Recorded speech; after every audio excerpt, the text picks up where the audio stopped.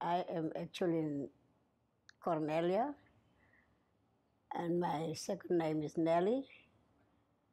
And they call me Oma Nelly.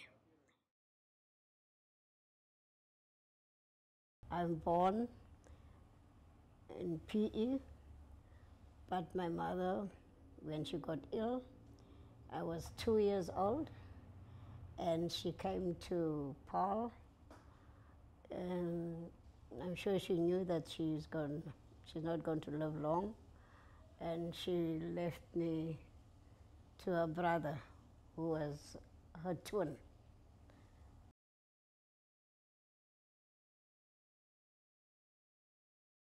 That was in Rosaki Straat, and they call the place Ambachsvlei. We call all the people that has, though they are business minded, they used to stay there. I followed my uncle's steps because I want to do something for the people. He liked people very much. He even give people place where they know they don't have place to sleep. And I was the one who always ran to the street and go to see if there's people coming and if there's people who are hungry. And on our stove, we had a very big stove. My auntie used to cook big pots of food. My brother, my cousin brother, they must took me also to town. And that was the Holy Trinity School. So I prepared every day. And when I come to the bridge, there was this trellis that was there, and when I looked down, ooh, the long way, the water down there, and I say, ooh, I want to be carried over. So, so every day, that was now their job, my brother and his friend, Stiglando. They had to carry me over every day. And one day, I don't know what happened. I really don't know what happened because my brother was supposed to look after me and look how I dressed. And so it was his job. So that day, he really didn't look because I went when Stick picked me up to put me on his back, and he called my brother, Jacob, die ding het is broek aan nie. So, so Jacob's, my brother said, come, let's go to your dad and the other people there. They must now look at her. She don't want to listen.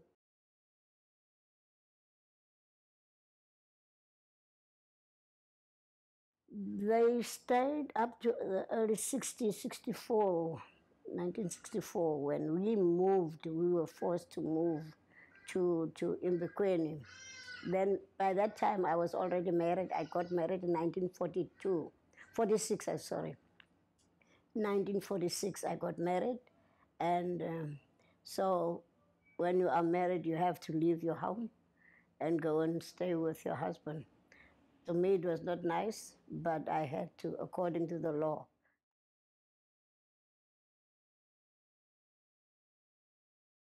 We moved there first, it was like, getting into a place that you don't know.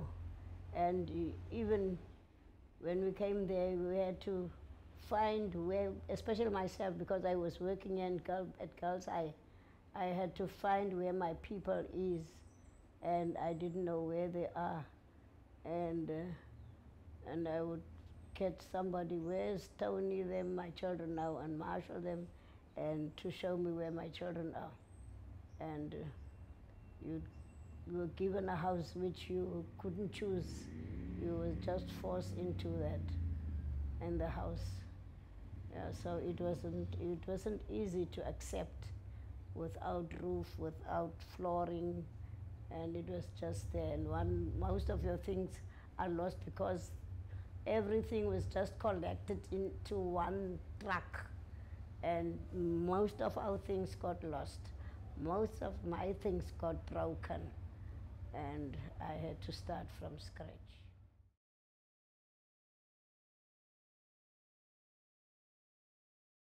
Yeah, I was a big Bible woman of the Methodist Church. Yeah, I used to work helping the minister and his wife. The Bible woman means that you have to go out and reach where need is really, and where the people are sick, where the children are being left behind without anything. You've got to serve, you've got to go and ask people to help.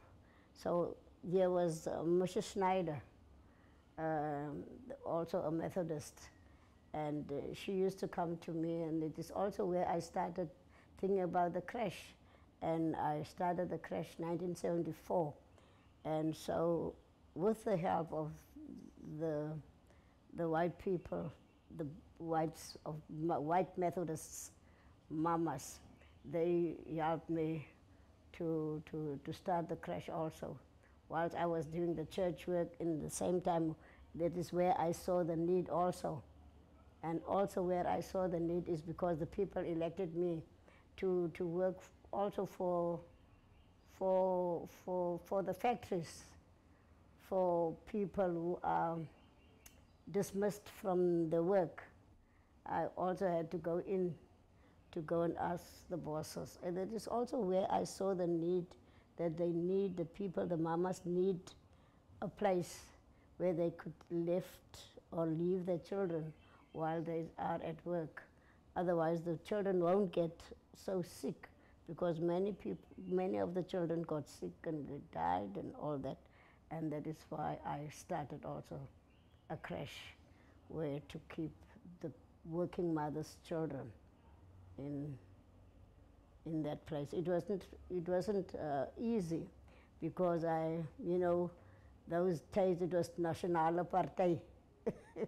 So we had to struggle to get it in the heads of the white National Party to work with us. But shame, I have to say they were very, very kind, and by me talking and collecting the woman to go and talk, and we had to be nice. So they said to me they will build a place. So they did build a place for the children. That is now where the Vukanye crash is.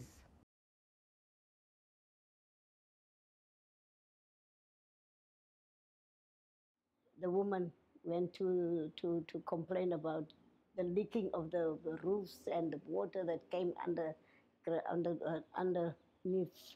And so the woman organization started to go, said we must go to the municipality manager to fight for rent. Why must we pay rent and the roofs are leaking? And I am still staying in a roof that leaks today also.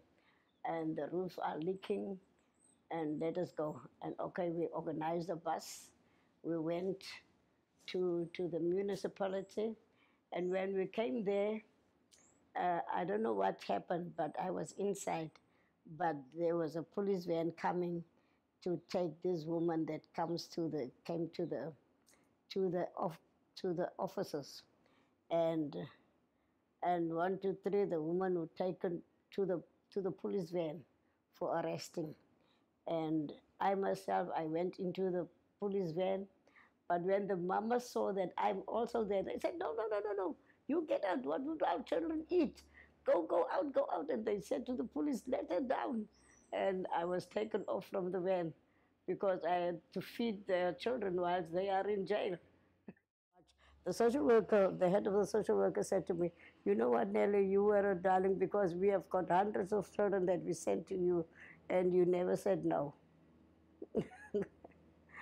I can't say no, because I know what kind of life is it to be without a mother.